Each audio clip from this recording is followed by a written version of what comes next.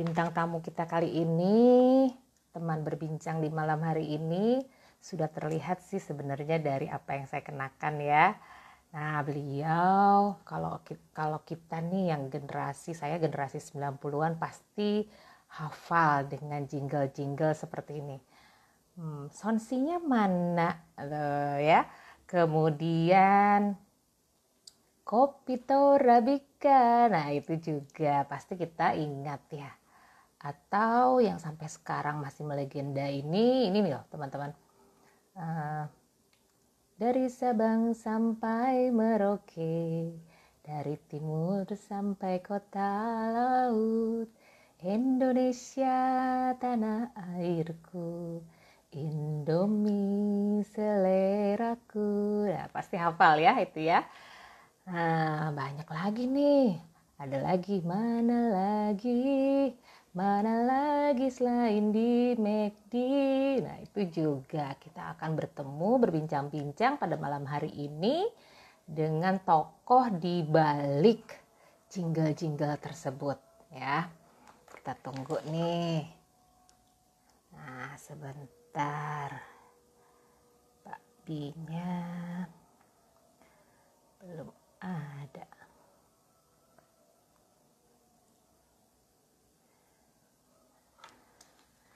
Apa kabar hari ini? Malam mingguan kemana?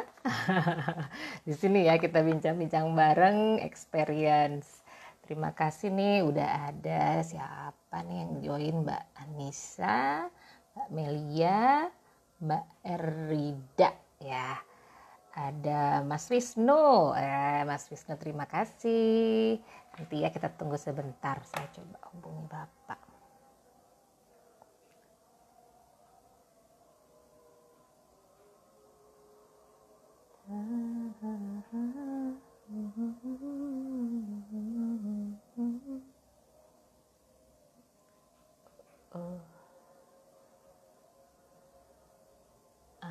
Sebentar. Kita tunggu aja ya Bapaknya. Wah, ada Mbak Endah. Halo Mbak Endah. Ada Mas Adriano. Sip, Mas Adri, terima kasih sudah join ya. Kita masih menunggu Pak Bi-nya sebentar. Halo Mbak Desi, Kak Desi. Ada Mbak Hilda. Hai Mbak Endah. Tunggu ya sebentar ya. Ada Mbak Norma. Wah, ini udah gak sabar pengen ketemu dengan Pak Bi ya. Aduh, ceplosan ngomong lagi narasumbernya ya. Wih, ada Mbak Mulyaningsih ya. Halo Mbak Mul, gimana? Kandungannya lagi hamil ya? Sehat-sehat ya. Sip, sebentar nih. Kita tunggu dulu Pak Bi-nya.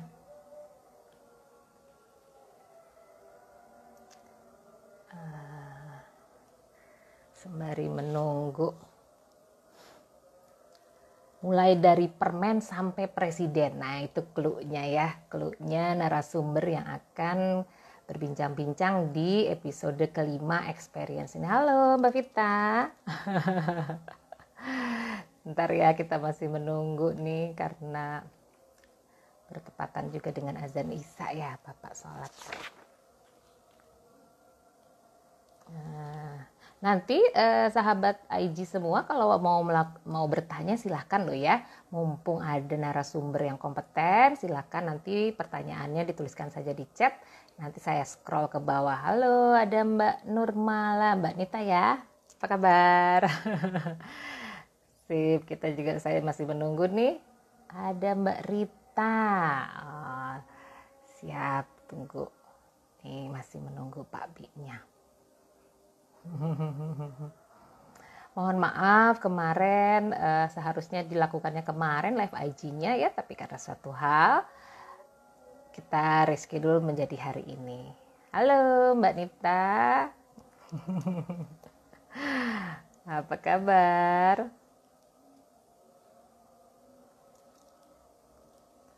Kalau kita generasi era 90-an memang ini akrab dengan jingle-jingle iklan di TV ya. Jadi seharusnya sih sudah tidak asing lagi sosok yang akan menemani saya, yang akan berbincang-bincang dengan kita di episode kelima Bincang Experience ini.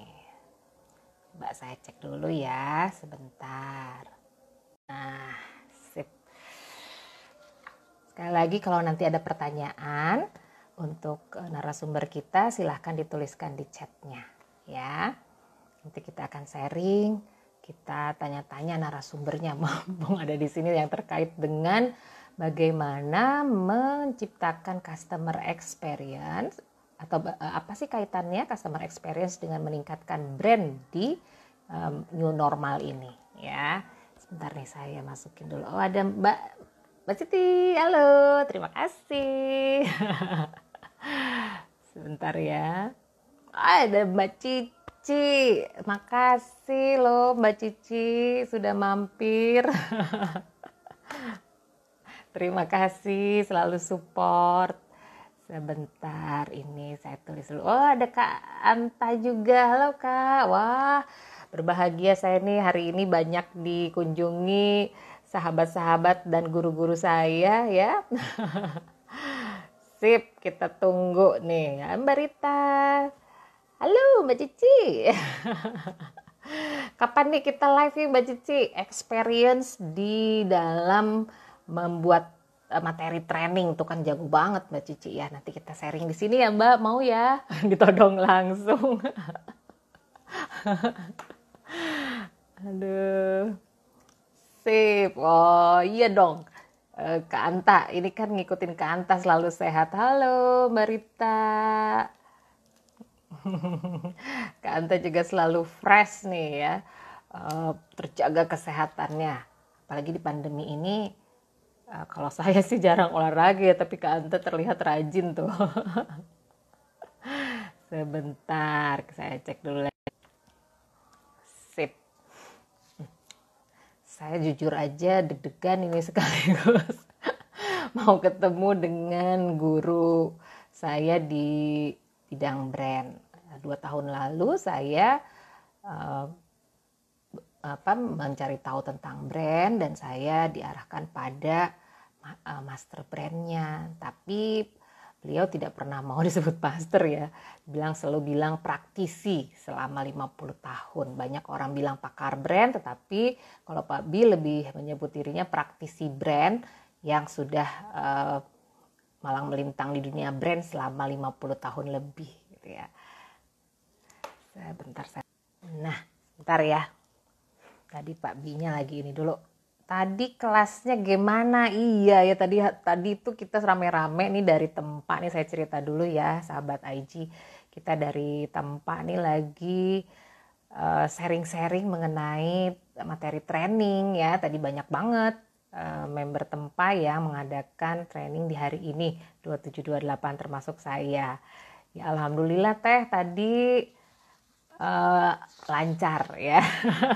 Tadi juga sharingnya terkait mengenai bagaimana meng-create customer experience di new normal ya. Tadi Pak Bi bilang nanti 5 menit lagi saya masuk, ditunggu ya, kita tunggu.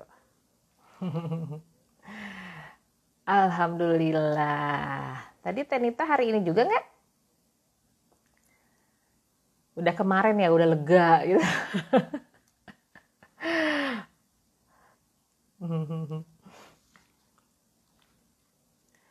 Orang banyak bilang brand itu logo. Kemudian orang juga banyak yang bilang brand itu website gitu ya.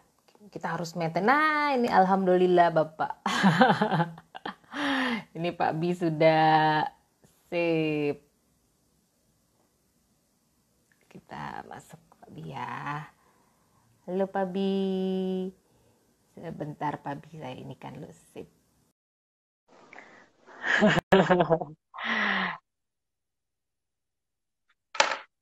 Sebentar. Nah, assalamualaikum Pak Bi, selamat malam. Waalaikumsalam, selamat malam.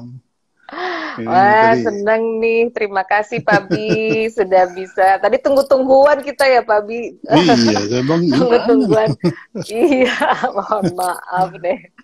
Nah, sahabat IG, sahabat bincang experience, ini tadi yang saya sampaikan bahwa di generasi 90 kita pasti kenal nih dengan jingle-jinglenya. Ada tadi apa?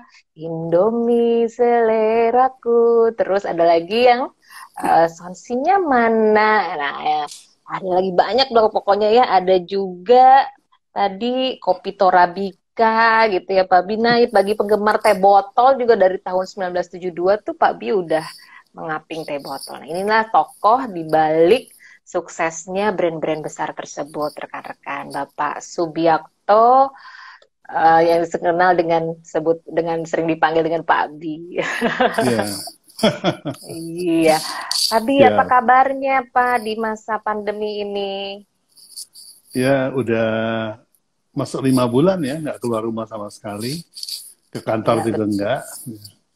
Jadi paling ke rumah anak-anak, kalau pas ulang tahun, udah gitu sisanya ya di kamar ini aja. Gitu. Kalau workshopnya nih Pak, saya pakai baju bisa bikin brand. Kelihatan ya. Ya, saya juga bisa bikin brand. Iya itu Bapak juga. Nah kalau workshopnya sendiri Pak Bi, itu automatically juga terhenti ya Pak ya? Iya, yang offline otomatis terhenti, karena kan memang ada larangan untuk berkumpul ya. Lebih dari Ya, 5 orang, jadi ya kita mematuhi aja.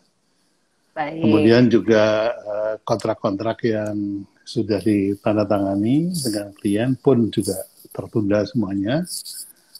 Jadi ya memang betul-betul ibarat kapal terbang lagi naik ini, langsung dipotong ya nyungsep. Gitu. Nah, ini ada belum belum lama udah ada pertanyaan dari Mbak Nita. Pak Bi masih Hmm. suka berkendara motor Harley nggak? Katanya menyapa Pak Bi. Ya udah, itu saya berhenti tahun 97 ya, karena makan waktu banyak sekali. Jadi menghabiskan waktu produktivitas saya. Jadi saya pilih untuk produktif daripada saya main-main nggak jelas gitu. Oh. Ya.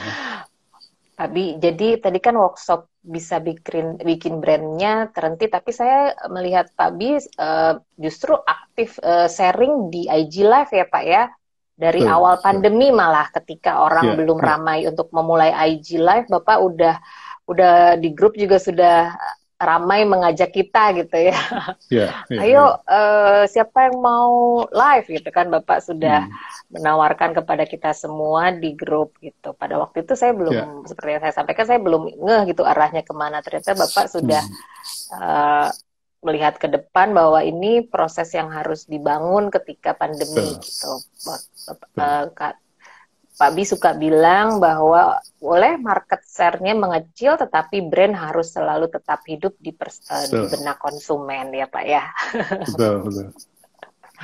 Ya, Iya, ya Pak.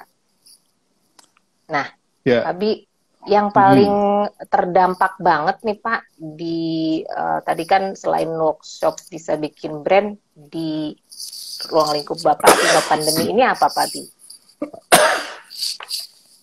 Ya, begini. Saya mengkategorikan pada awalnya eh, pandemi ini adalah suasana chaos, sebetulnya. Hmm. Chaos tidak hanya dalam kehidupan bisnis, tapi juga kehidupan secara keseluruhan. Karena semuanya dihentikan atas nama penyebaran COVID. Ya. Hmm. Nah, semua berhenti. Semua berhenti. Bahkan pemerintah pun juga nggak dapat pajak. Jadi akhirnya pemerintah juga mulai gelisah juga nih. Kalau berjalan setahun nih, dapat duit dari mana nih APBN, APBD kan. Jadi akhirnya mulai dilonggarkan. Ketika pertama kali dilarang, itu minggu-minggu pertama itu suasananya chaos. Jadi seperti kita ketahui bersama bahwa uh, kalau krisis itu definisinya adalah unstable condition, impending decisive change, moving towards betterment or the worst. Jadi ibarat kapal terbang tuh, ya Ya. jalan, terus ada turbulence. Saya cuma goyang doang. Jadi cuma unstable. Tapi kemarin itu bukan unstable. Kemarin itu betul-betul stop. Ya. Stop dan keadaannya tidak menentu. Nah, tidak menentu ini, semua orang tidak tahu jawabannya apa, tidak tahu mesti ngapain. Semua nunggu vaksin, gitu ya. Jadi, tidak menentu. Nah, itu ciri khas dari chaos. Gitu. Nah, sekarang siapa nih beradu, kalau dalam isu manajemen kan, siapa yang beradu kuat melemparkan hope ya. Nanti begitu ada yang suara keras melemparkan sebuah hope dan itu menjadi harapan masyarakat, maka itu menjadi the new rules of the game. Jadi karena dalam keadaan chaos itu semua rules tidak berlaku. Ya. Jadi misalnya pajak pun juga terpaksa mundur. Kemudian semua usaha berhenti. Terus kemudian memberhentikan karyawan juga suka-suka. Nah, pakai rules. Aturan pemerintah semua dilanggar. Karena memang itu ciri khas dari chaos. Ya. Jadi chaos itu seperti itu. Sampai kemudian ada ada keadaan WG ya. WG itu singkatan dari Wejang, which is bencana, dan Jihui itu kesempatan atau peluang. Peluang, betul. Nah, semua orang menunggu nih bencana pandemi ini peluangnya di mana gitu.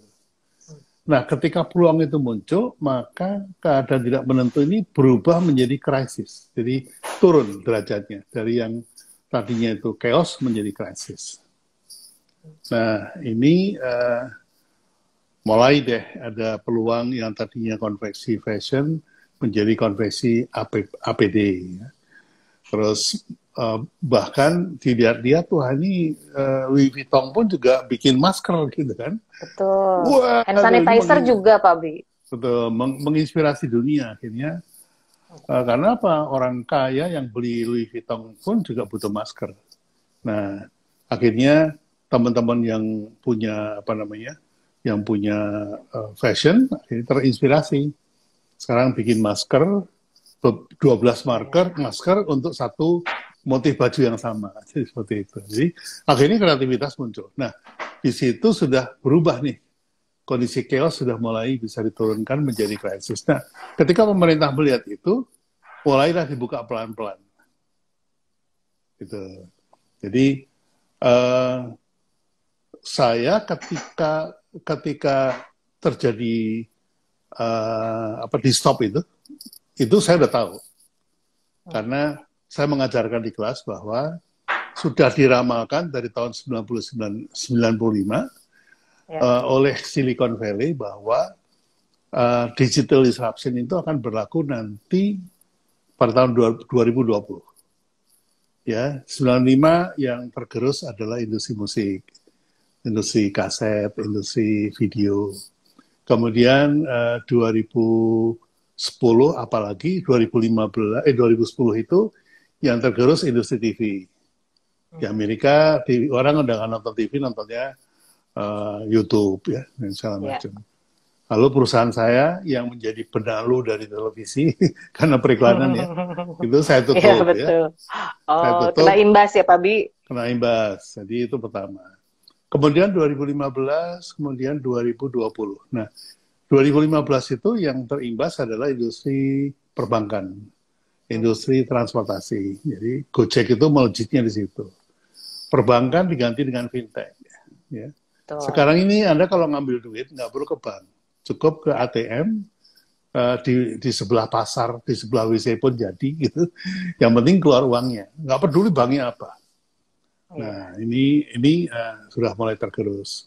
2020 ini diramalkan kan, menurut yang saya sering ajarkan di kelas itu, all safe havens company will be subject to disrupt. Gitu. Itu nggak tahu ramalan, nggak tahu ancaman, nggak jelas. Tapi terjadi 2020 ini.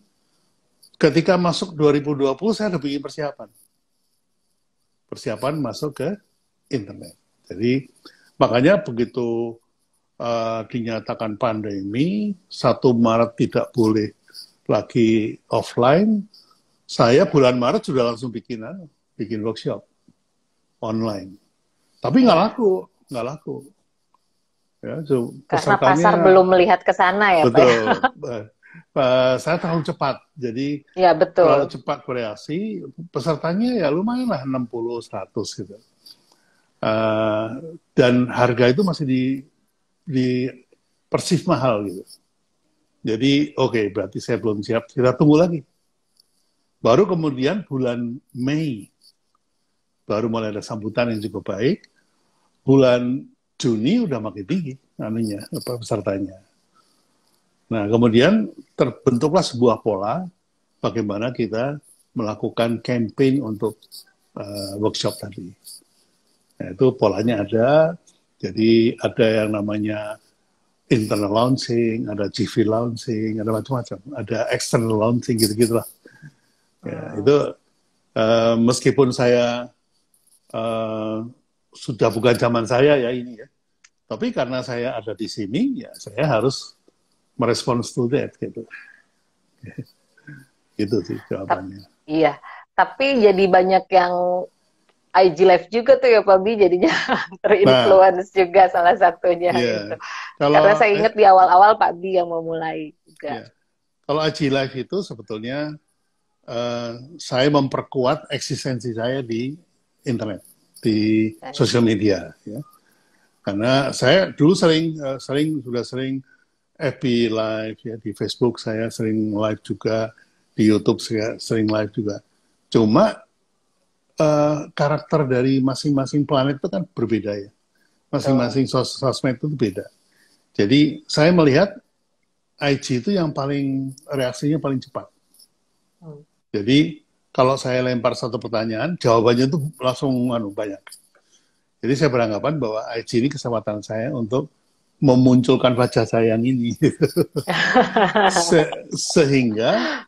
sehingga menjadi acquaintance, menjadi akrab ya, menjadi bukan binatang asing lah. Gitu. Jadi kalau Wabi muncul itu sudah menduduki sebuah persepsi, positioning. Oh, kalau Wabi itu ngomongin brand gitu. Iya, betul Pak. Jadi sebelum yang lain, sebelum yang lain ikut-ikutan. Iya, malah jadi salah satu referensi itu Pak. Jadi kalau misalnya saya kadang-kadang kalau di-share di WhatsApp group gitu ya, ini salah satu akun IG yang memang rajin secara konsisten men-sharingkan ilmunya gitu. Kalau pengen brand, Pak Bi itu udah ada di top of mind-nya para viewer gitu. Nah, Pak Bi di awal pandemi nih Pak Bi kan ada akibat pandemi ini kan ada brand yang tergerus gitu ya, ada yang down, drop, kemudian ada juga yang di atas angin gitu, yang jadi naik gitu ya. Nah, ketika brandnya di atas angin itu beberapa dia menjual produknya dengan price yang tinggi gitu ya, Pak Bi. Nah, sebenarnya brand ini ketika di masa pandemi ini apa yang harus dilakukan sebuah brand gitu, Pak Bi, terhadap konsumennya? Ya, sebelum kita bahas tentang brand lebih lanjut, itu perlu kita petakan dulu, ya, bahwa mayoritas dari bisnis di Indonesia itu rata-rata ada di 1.0. Jadi 1.0 itu masih marketingnya 4P. Ya. Ciri khasnya adalah produk dan harga. Bahkan jarang ngebahas distribusi maupun promosi. Jadi terutama teman-teman UKM ya, itu ngomonginnya kalau nggak produknya mau diapain atau harganya mau diberapain. Nah, di sini sebetulnya yang dominan adalah sales. Karena brand hanya sampai kepada identitas dari produknya. Produknya saja. Betul. Ya, makanya ketika membuka usaha, orang selalu bikin produk, entah itu sudah di-riset atau enggak, kemudian juga menempelkan logo di produknya. Jadi ribut nyari logo nih, logo yang bagus, segala macam. Begitu sudah jadi produk, ada harganya, ada logonya, baru sibuk mau jualannya gimana. Nah, mereka suka keliru bahwa solusi untuk posisi di 1.0 itu adalah branding, bukan. Solusi 1.0 itu adalah selling. Gitu. Karena selling itu yang di otak-atik selalu entah kualitasnya lebih bagus atau harganya lebih murah. Gitu. Price-nya ya. Ujung-ujungnya pasti price war. Kalau 1.0 itu selalu gitu. Karena di dalam arena persaingannya juga arena satu. Nah, brand itu dibutuhkan ketika naik kelas ke arena 2. Naik kelas ke 02. Nah, brand 2.0 ini yang saya ajarkan di kelas, bagaimana kita membangun ikatan emosi, caranya dengan positioning, brand DNA, dan segala macam. Nah, ketika bisnisnya itu runtuh, brandnya tidak harus ikutan runtuh. Gitu. Karena begini, mungkin bisnis itu hilang karena pembelinya nggak ada. Tapi orang masih ada kepercayaan. Nah, brand adalah trust. Gitu. Contohnya, Kodak itu bisnisnya sudah nggak ada. Tapi masih nempel di sini. Kalau ditanya foto paling bagus apa, Pak? Kodak. Produknya udah nggak ada. Gitu. Jadi orang masih loyal meskipun bisnisnya sudah nggak ada. Ini banyak sekali kalau kita lihat ya, contohnya PNM juga sudah gitu ya, apalagi ya di Indonesia aja banyak sekali gitu. Jadi ini yang menurut saya harus dipahami dulu. Jadi petanya itu oke lah kita bahas brand 1.0 sama 2.0 aja. Yep. Nah, gitu. Iya, saya senang nih Pak Bi membahas ini karena memang betul saat ini yang masih ada di benak para viewer mungkin ya, para pengusaha juga masih bergerak bahwa brand itu adalah logo. Tapi seperti yang Pak Bi selalu bilang bahwa brand itu bukan logo, brand itu bukan website gitu ya Pak ya, juga brand itu bukan merek, juga bukan produk, tapi brand adalah ikatan emosional, kemudian brand juga adalah trust ya Pak Bi ya, kemudian brand adalah ini yang paling seru, love at the first sight gitu ya. Jadi ketika kita kenali itu, oh ya ini menancap terus di benak konsumen. Nah karena kalau brand ini kan mengenai bagaimana membentuk persepsi di kepala konsumen ya Pak Bi ya. Iya, betul. Arena permainannya seperti itu. Jadi kalau Pak Bi bilang itu kita mainnya dengan laci-laci yang ada di benak konsumen gitu. Mana nih yang mau dimasukkan gitu. Betul. Tapi ya tadi kalau misalnya logo itu berarti kan dibutuhkan sebagai brand identity, betul. Ketika mereka suatu produk itu mau dikenal oleh tahapan awal berarti ya Pak Bi masih tahapan awal banget supaya dikenal. Tapi ternyata brand itu lebih dalam dari itu, bahwa adanya ikatan emosional. Berarti mungkin kalau di masa pandemi ini kita harus sebagai brand itu harus menciptakan ikatan emosional yang lebih dari biasanya mungkin ya Pak Bi. Begini. Karena kan ya.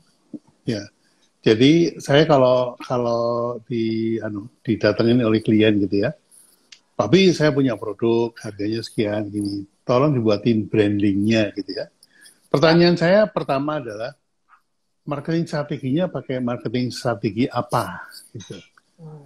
Oh dia bilang oh kita produknya begini, price-nya begini, kita distribusinya, oh berarti pakai 1.0 ya.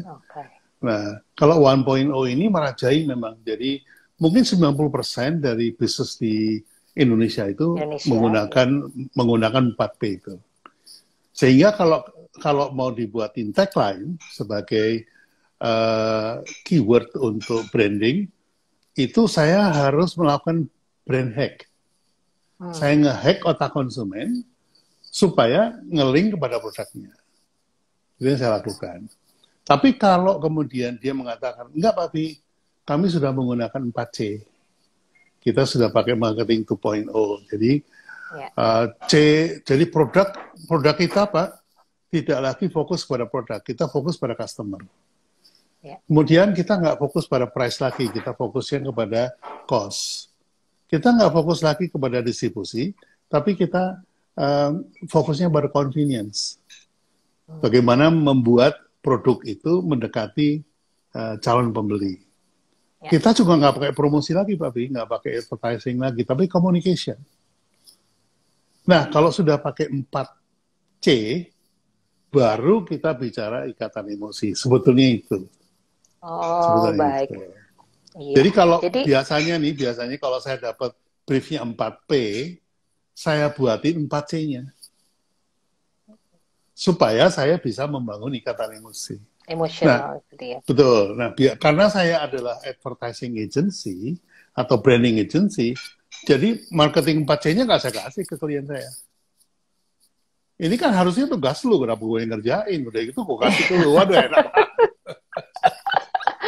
Udah paket lengkap dong kalau Pak Paket Bia lengkap. ngerjain semua ya. Begitu.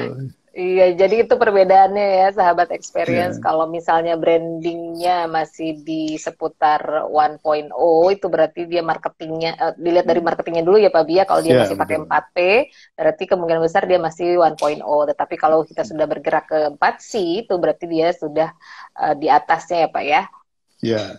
Nah, kalau kemudian di briefnya pakai 4P, Ya. kemudian brand agency-nya bisa bikin tagline, saya jamin 100% itu ngarang.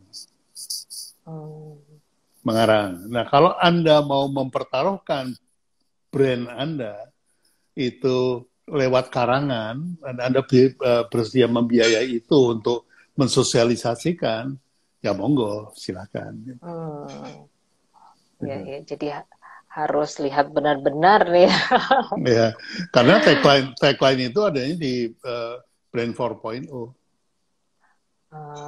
which Ya. is brand advocate ya. Iya, Jadi, betul, advokasi ya. ya advocate yang pembela gitu. Ya, Betul. contohnya kalau Vivi nanya, Pak Vi, kok makan Indomie sih? Kan Indomie itu kan banyak micinnya, bla bla bla bla. Saya cuma jawab dengan satu kata saja. Ya, saya bilang, Vi, Indomie itu seleraku. Kalau kamu nggak mau, ya seleramu silakan kan gitu. Saya membela Indomie hanya dengan satu slogan yang saya buat aja, satu tagline yang saya buat. Nah, itu kenapa kok mereka kasih saya 4P, saya udah bisa kasih 4.0. Karena saya melakukan brand hack. Begitu ya Pak Bia. Jadi tadi kalau di tahapan Pak Bi ini kan ada brand juga bisa menciptakan experience ya Pak Bi ya. Ya. Dimana tadi ini sesuai dengan tema kita nih Pak Bi, bahwa melalui kadang terlupa nih, pengennya pada saat selling saja, dan proses experience customernya ini tadi tidak di touch gitu ya. Padahal kan di situ ada kalau Pak Bi bilang ada oke, ada tahapan oke, aha, dan wow. Dimana oke ini adalah ketika customer merasakan enjoyment, dia itu bicara mengenai produknya ya Pak Bia, ada di produknya. Kemudian juga ada di bergerak naik ke AHA ketika mereka mulai merasakan experience. Ini terkait dengan prosesnya ya Pak Bia. Koreksi kalau saya salah Pak Bia. Dan kemudian yang terakhir wow nih, customernya sudah merasa wow banget itu ketika mereka terjalin engagement dengan people-nya. Jadi kalau gitu sangat erat ya Pak Bi experience ini dengan membangun brand ya Pak. Ya, ya. Jadi sebetulnya kalau teman-teman mau, kan sekarang ini problemnya gini, Pak Pi saya mau bikin branding, tapi saya nggak punya duit. Ya. Dananya nggak ada. Nah, saya bilang gini, kalau mau cepat, memang ada dananya. Tapi kalau mau bisa artinya bisa menerima bahwa itu lama, itu nggak usah pakai duit. Gitu. Jadi saya selalu memberikan gambaran gini. Proses branding itu bisa seperti ibu melahirkan. Ya. Ibu melahirkan itu ibunya masih di ruang operasi, babynya sudah dibawa ke ruang baby. Di ruang baby, babynya diapain sama susternya, sama bidannya, dimandiin, dibersihkan, dikasih minyak kayu putih, dibedaki, dikasih baju, kemudian disisirin, nah terakhir dikasih gelang. Nah, di gelang itu siapa namanya, Vi? nama yang ada Nama di gelang, ibunya. Nama nama ibunya Pak ibunya. Bi. Ya. Betul. Jadi suster-suster itu kalau manggil si bayi ini, anaknya Bu Vivi, ini anaknya Bu Vivi kan gitu. Ya. Kalau Ibu Vivi itu lupa ngasih nama si anak ini sampai 20 tahun, si anak ini akan dipanggil itu anaknya Bu Vivi. Iya, betul. Nah, sama prosesnya seperti ketika ayam Soeharti lupa ngasih nama, ngasih merek kepada ayam gorengnya, orang-orang menyebutnya ini ayam ini ayam Soeharti gitu. Ini gudegnya Yujum. Gitu. Ini Jadi proses branding itu terjadi karena si yang punya brand lupa ngasih nama. Gitu. Jadi itu ini ya. Jadi ada istilah if you don't brand yourself, somebody else will brand you. Nah, ketika orang itu nge-branding Nyonya Soeharti, suka-suka dia. Kalau dibilang ini ayam yang itu loh, yang nggak enak itu loh, ayam Soeharti gitu. Ini loh ayam yang kecil-kecil. Jadi akhirnya karena tidak dikasih guide, orang nge-branding kita. Ini adalah kalau mau gratis ya. Nah, kalau mau ngebentuk gitu, nah kita bangun ikatan emosinya. Experience tadi mulai dari pengalaman pertama sampai kemudian continue menjadi pelanggan. Ya, ini saya selalu kasih guide gini. Kalau Anda jualan dan Anda maunya ketemu dengan wajah yang berbeda setiap hari, maka Anda nggak perlu branding, Anda perlunya selling. Gitu. Nggak usah branding, selling aja. Nah, tapi kalau Anda mau ketemu wajah yang sama setiap hari, maka Anda butuh branding. Ya, itu kalau satu produk ya. Terus pertanyaannya, kalau saya punya 10 produk Pak Bi, bisa nggak saya mengharapkan wajah yang berbeda setiap hari? Bisa. Ya, itu dengan selling. Ya. Tapi kalau Anda mengharapkan wajah yang sama untuk membeli 10 produk Anda itu, maka Anda butuh branding. Nah, siapa yang mau di branding sekarang? Ya, produknya atau orangnya? Kalau misalnya Vivi jualan kosmetik, ya. Kosmetik itu kan biasanya banyak sekali nih. Betul. Ya. Ada mereknya. Tapi orang belinya sama Vivi. Udah gitu bagus. Dia percaya sama produknya dan sama Vivi kan. Udah gitu dia beli lagi ke Vivi. Ketiga, keempat, kelima selalu memuaskan, akhirnya orang percaya sama Vivi. Gitu. Itu proses personal brand. Ya. Nah, ini biasanya dialami oleh para salesman mobil, salesman asuransi gitu ya. Saya beli mobil Toyota sama Mas Ulis gitu kan. Udah beli sama dia. Terus begitu saya hubungin dia lagi, Pak saya udah nggak di Toyota lagi Pak, saya udah pindah nih. Kemana? Ke Mitsubishi. Ya udah kalau gitu saya ikut kamu. Beli mobil Mitsubishi. Jadi Ikut, karena ya, Pak. percaya sama orangnya, maka saya pindah mereknya. Ini kalau kekuatan personal brand lebih kuat dari produk branding. Produknya, ya betul. Ya, sama seperti dokter. Ketika Vivi ke dokter, karena ada suatu yang tiba-tiba ya masuk UGD, terus masuk ke diperiksa oleh dokter jaga. Dokternya namanya dokter A gitu misalnya. Lalu kemudian selesai, Vivi pulang. Terus dibilang seminggu lagi periksa ya, minggu lagi cek lagi. Gitu. Vivi balik lagi ke situ. Yang dicari siapa? Dokter yang sama kan? Dokternya yang sama, betul. Nah, kalau dokter yang trust di sana. Betul. Kalau dokter yang sama itu ternyata pindah rumah sakit sebelah, Anda tetap di rumah sakit ganti dokter atau pindah rumah sakit? Pindah, Pak. Nah, betul. Artinya personal brand si dokter itu sudah kuat. Gitu. Jadi, nah kalau personal brandnya kuat, bikin PT-nya apa nih Pak Pi? Ya udah pakai PT Vivi aja. Karena trust-nya ada pada personalnya. Pada personalnya, Makanya betul. ada Ya. jamu Nyonya Menir. PT-nya Nyonya Menir kan gitu.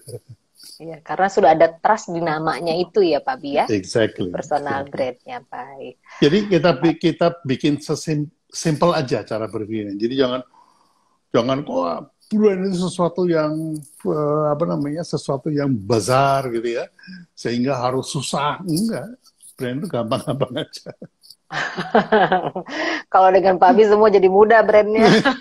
Tapi waktu di kelas jadi mikir, jadi kita, oh ternyata begini gitu ya, didisrupsi lagi pikiran kita sama Pak Bi.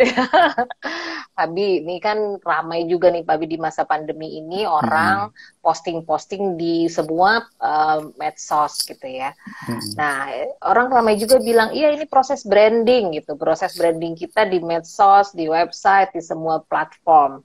Tapi apa itu branding kah atau itu self ini Pak, self promotion ya Pak? Nah, Bedanya branding dengan self promotion. memang beda-beda tipis nih ya. Kalau self promotion itu biasanya tampilannya macam-macam, topiknya itu macam-macam. Nanti ada ngomongin branding, nanti ngomongin selling, nanti besok ngomongin tentang hadis gitu ya. Udah gitu pamer mobil, pamer kantor gitu. Nah itu self promotion. Baik. Tapi kalau personal brand itu dia pilih dulu nih. Saya mau dikenal sebagai siapa. Kasarnya begini. Kalau nanti saya mati, itu di makam saya itu ditulis apa? Di sini dimakamkan pakar branding. Nah, gitu.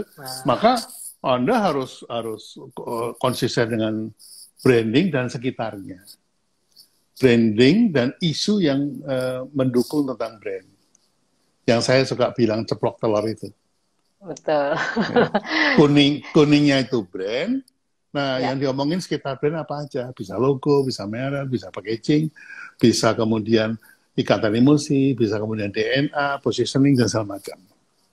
Tapi saya tidak pernah posting tentang hobi saya apa, saya posting tentang tadi pagi saya makan apa, saya nggak pernah. Ya, selalu sekitar copywriting, kalau nggak. Sehingga saya memberi contoh sebetulnya bagaimana membuat personal brand, bedanya dengan personal promotion. Promotion tadi ya. Ya.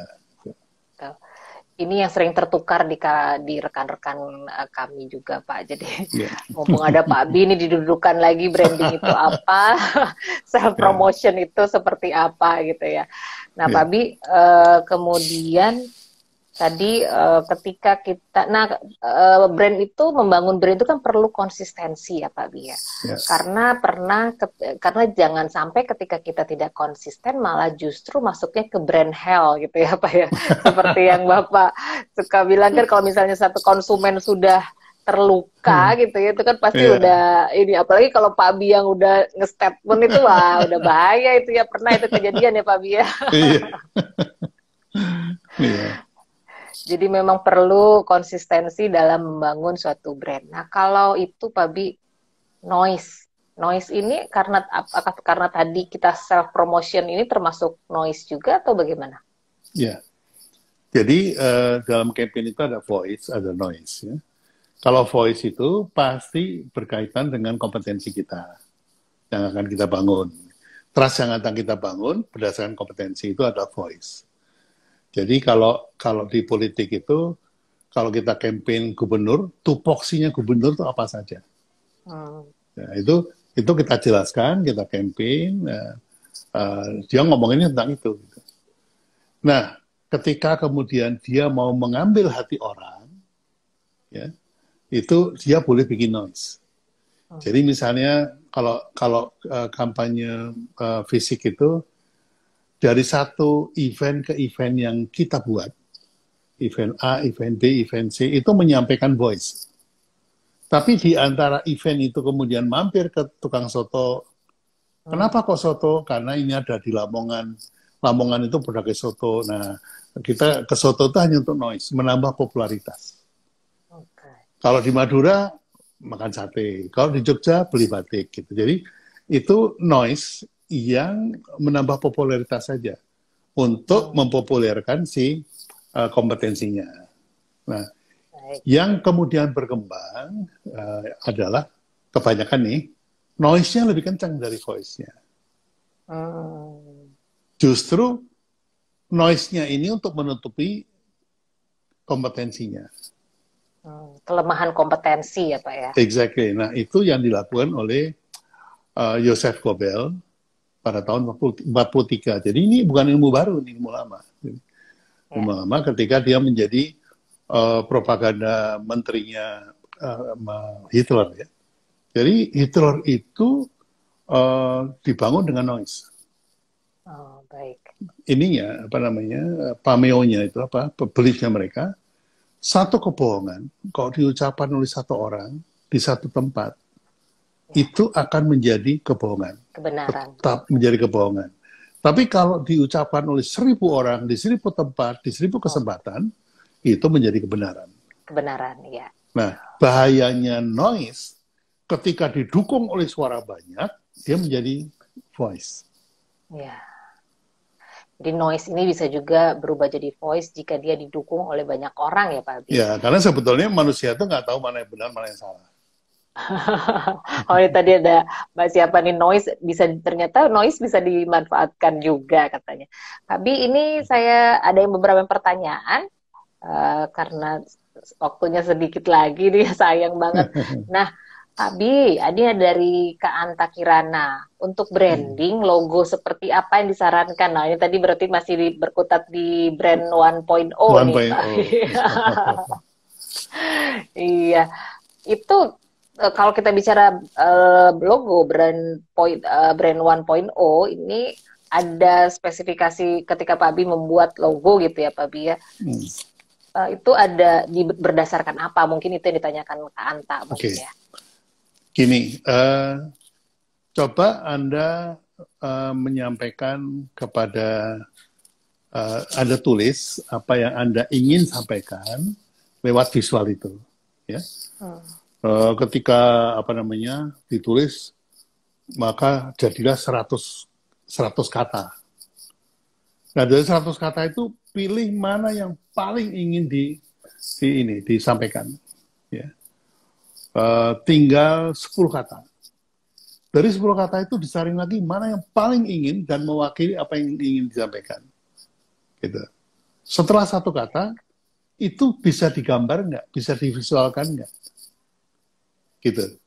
Kalau tidak bisa divisualkan, maka gunakanlah letter type, logo type. Jadi logo berupa letter, tulis saja itu. Gitu. Jadi seperti itu. Tapi kalau bisa divisualkan, buatlah logogram. Ya. Nah, setelah ada logogram, baru kemudian dibangun yang lain-lain. Ada yang namanya super grafik, termasuk warna misalnya kayak Indomaret itu merah, kuning, biru gitu ya. Jadi ruko manapun kalau ada merah, kuning, biru pasti Indomaret. Walaupun logonya seringkali kita lupa yang mana. Jadi bisa juga super grafiknya lebih kuat dari bentuk logonya sendiri. Nah, baik Pak Bi, di sini ini sebenarnya waktunya hampir habis, tapi masih banyak pertanyaan nih Pak tadi karena ini kita tunggu-tungguan di situ. Kalau communication di marketing 4C, bedanya apa Pak Bi? Communication di marketing 4C. 4C? Iya, di 4C. Oke. Agak panjang, tapi kira-kira gini. Kalau promotion atau advertising, ya, kan promotion itu ada 4 ya.